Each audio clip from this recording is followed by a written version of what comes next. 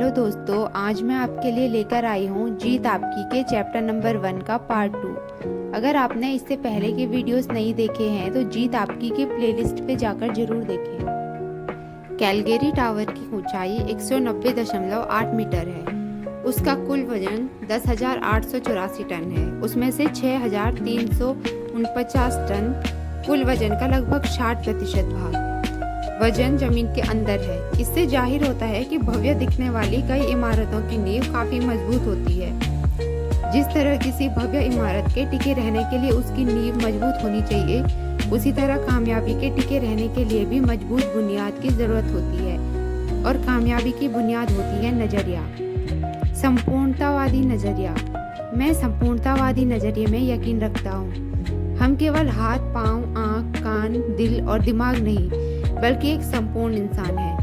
काम करने के लिए एक पूरा आदमी जाता है और काम करके एक पूरा आदमी लौटता है।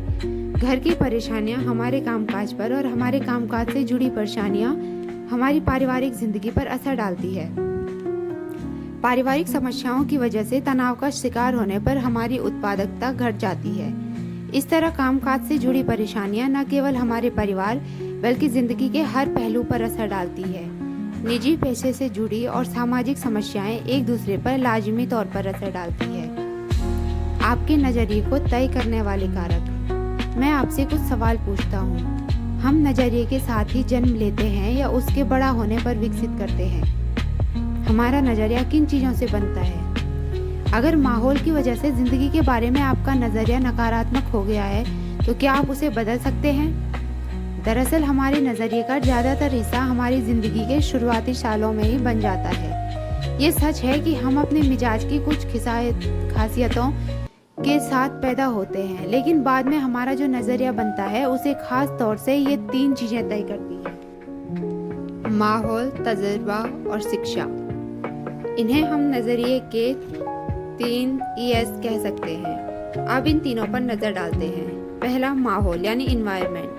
माहौल में ये चीजें शामिल होती है: घर, अच्छा या बुरा असर; स्कूल, साथियों का दबाव; काम, मददगार या जरूरत से अधिक नुक्ताचीनी करने वाला सुपरवाइजर; मीडिया, टेलीविजन, अखबार, पत्रिकाएं, रेडियो, फिल्में; सांस्कृतिक पृष्ठभूमि, धार्मिक पृष्ठभूमि, परंपराएं और मान्यताएं; सामाजिक माहौल और राजनीतिक माहौल। ऊपर बताए गए सारे माहौल मिलकर हमारी तहजीब बनाते हैं। घर हो, संस्था हो या देश हो, हर जगह की अपनी एक तहजीब होती है। उदाहरण के तौर पर आप एक स्टोर में जाते हैं तो वहाँ के मैनेजर से लेकर सेल्स क्लर्क तक को विनम्र, मददगार, दोस्ताना और खुशमिजाज से भरा पाते हैं। फिर आप दूसरी दुकान में जाते हैं तो वहाँ काम करने वालों को रूखा और बदतमीज पाते हैं।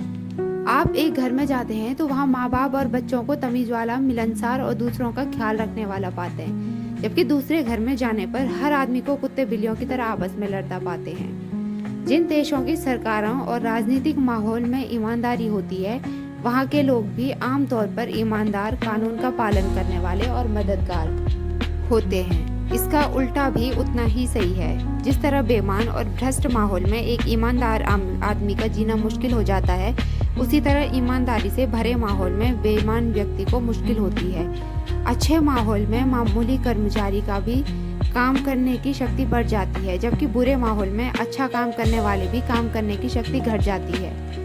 तहजीब कभी नीचे से ऊपर की ओर नहीं जाती, बल्कि वो हमेशा ऊपर से नीचे की ओर आती है। हमें पीछे मुड़कर देखना चाहिए कि हमने खुद के लिए और अपने आसपास के लोगों के लिए कैसा माहौल तैयार किया है। बुरे माहौल में लोगों से अच्छे व्यवहार की आशा नहीं की जा सकती। जहाँ कानून का ना होना ही कानून बन जाता हो, वहाँ ईमानदार नागरिक भी चोर, उचक्के और बेईमान हो जाते हैं।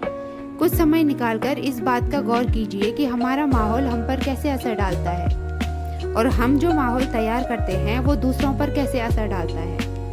दूसरा है तजुर्बा। अलग अलग लोगों से मिले तजुर्बे के मुताबिक हमारा व्यवहार भी बदल जाता है। अगर किसी इंसान के साथ हमें अच्छा अनुभव मिलता है तो उसके बारे में हमारा नजरिया अच्छा होता है, पर बुरा अनुभव मिलने पर हम सावधान हो जाते हैं।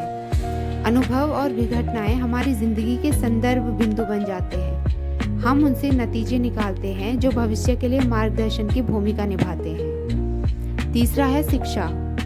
शिक्षा औपचारिक और अनौपचारिक दोनों तरह की होती है। आजकल हम लोग सूचनाओं के सागर में गोते लगा रहे हैं, लेकिन ज्ञान और समझदारी का अकाल पड़ा हुआ है। ज्ञान को योजनाबद्ध ढंग से समझदारी में बदला जा सकता है और समझदारी हमें कामयाबी दिलाती है। शिक्षक की भूमिका काफी महत्वपूर्ण होती है, उसका प्रभाव अनंत काल तक रहता है। इसके असर की लहरें अनगिनत है। शिक्षा ऐसी होनी चाहिए जो हमें रोजी रोटी कमाना नहीं बल्कि जीने का तरीका भी सिखाए। सकारात्मक नजरिए वाले लोगों को कैसे पहचानें? जिस तरह सेहत खराब न होने का मतलब अच्छी सेहत नहीं होता, उसी तरह किसी इंसान का नकारात्मक न होने का मतलब ये नहीं होता कि वो सकारात्मक है। सकारात्मक नजरिए वाले लोगों की शख्सियत में कुछ ऐसी खासियतें होती है जिनकी वजह से उन्हें आसानी से पहचाना जा सकता है। ऐसे लोग दूसरे का ख्याल रखने वाले, आत्मविश्वास से भरे, धीरज वाले और विनम्र होते हैं। ये लोग खुद से और दूसरों से काफी ऊंची उम्मीदें रखते हैं। इन्हें अच्छे नतीजे हासिल होने की आशा रहती है। सकारात्मक नजरिए वाला आदमी हर मौसम में फलने वाले 12मासी फल जैसा होता है, उसका हमेशा स्वागत किया जाता है। सकारात्मक नजरिए के फायदे। सकारात्मक नजरिए के कई फायदे होते हैं। इन्हें आसानी से देखा जा सकता है, लेकिन आसानी से दिखाई देने वाली चीजों को उतनी ही आसानी से अनदेखी भी कर दिया जाता है। सकारात्मक नजरिया आपके लिए फायदेमंद। शख्सियत खुशनुमा हो जाती है, जोश पैदा करती है, जिंदगी को आनंद बढ़ जाता है। आपके अगल बगल के लोगों को प्रेरणा मिलती है। आप समाज में महत्वपूर्ण योगदान देने वाले सदस्य और राष्ट्र की संपत्ति बन जाते हैं। संस्थाओं के लिए उत्पादकता बढ़ जाती है, टीम भावना बढ़ती है, समस्याएं हल हो जाती है, गुणवत्ता बढ़ जाती है, माहौल आपके मुताबिक बनता है, वफादारी बढ़ती है, लाभ ज्यादा मिलता है, मालिक, कर्मचारी और ग्राहक के बीच बेहद संबंध बनते हैं, तनाव कम होता है। नकारात्मक नजरिए के नतीजे। जिंदगी की राह रुकावटों से भरी पड़ी है और अगर हमारा नजरिया नकारात्मक हो तो हम अपने लिए सबसे बड़ी रुकावट हम खुद बन जाते हैं। नकारात्मक नजरिए वाले लोगों के लिए दोस्ती, नौकरी, शादी और संबंधों को कायम रख पाना काफी मुश्किल होता है। नकारात्मक नजरिए की वजह से संबंधों में कड़वाहट बढ़ती है, लोग नाराज रहते हैं, जिंदगी बेमकसद हो जाती है, सेहत खराब रहती है, खुद के लिए और दूसरों के लिए तनाव बढ़ता है। नकारात्मक नजरिए की वजह से घर और कामकाज की जगह का माहौल बिगड़ जाता है। ऐसा आदमी समाज के लिए बोझ बन जाता है। ये लोग अपने नकारात्मक नजरिए को छुआछूत रोग की तरह अपने आसपास के लोगों और आने वाली पीढ़ियों तक फैला देते हैं। अपने नकारात्मक नजरिए से वाकिफ होने के बावजूद हम उसे बदलते क्यों नहीं हैं? इंसान का स्वभाव आमतौर पर बदलाव विरोधी होता है। हमें बदलाव तकलीफदेह लगता है। बदलाव का नतीजा अच्छा हो या बुरा, पर अक्सर इससे तनाव बढ़ता है। कई बार हम अपनी बुराइयों के साथ जीने में इतना आराम महसूस करते हैं कि बेहतरी के लिए होने वाले बदलावों को भी कबूल नहीं करना चाहते। हम बुरे ही बने रहना चाहते हैं। चार्ल्स डिकेंस ने एक ऐसे कैदी के बारे में लिखा जो सालों तक एक काल कोठरी में कैद रहा। सजा काट लेने के बाद उसे आजाद कर दिया गया। उसे काल कोठरी से बाहर की खुली धूप में लाया गया। उस आदमी ने अपने चारों ओर देखा। कुछ देर में ही वो अपनी इस नई आज़ादी से परेशान हो गया। उसने वापस काल कोठरी में जाने की इच्छा जाहिर की। वो आज़ादी और खुली दुनिया के बदलावों को कबूल करने के बजाय काल कोठरी, अंधेरे और हथकड़ियों में ही सुरक्षा और आराम महसूस कर रहा था, क्योंकि वो उन्हीं का आदी हो चुका था। इन दिनों भी कई कैदी ऐसा ही व्यवहार करते हैं। एक अनजाने संसार के साथ तालमेल कायम रखने का तनाव उनकी बर्दाश्त से बाहर होता है, इसलिए वे जानबूझकर और अपराध करते हैं ताकि उन्हें वापस जेल में भेज दिया जाए और वहां उनकी आज़ादी पर भले ही पाबंदी रहती हो, लेकिन उन्हें अपने बारे में कम से कम फैसले लेने पड़ते हैं। अगर हमारा नजरिया नकारात्मक है तो हमारी जिंदगी सीमाओं में कैद है। ऐसे नजरिए की वजह से हमको अपने काम में सीमित कामयाबी ही मिल सकेगी, हमारे दोस्तों की तादाद कम होगी और हमें जिंदगी का कम आनंद उठा पाएंगे। अगले अध्याय में मैं सकारात्मक नजरिया विकसित करने के तरीकों के बारे में चर्चा करूंगी। हो सकता है कि सकारात्मक नजरिया विकसित करने के लिए हमको थोड़ा तनाव झेलना पड़े और बदलाव की वजह से अनिश्चितता सी महसूस हो, पर यकीनन हमें इसका लाभ मिलेगा। दोस्तों, उम्मीद है आपको ये वीडियो अच्छा लगा होगा। जीत आपकी के आगे के वीडियोस देखने के लिए चैनल को सब्सक्राइब करें। धन्यवाद।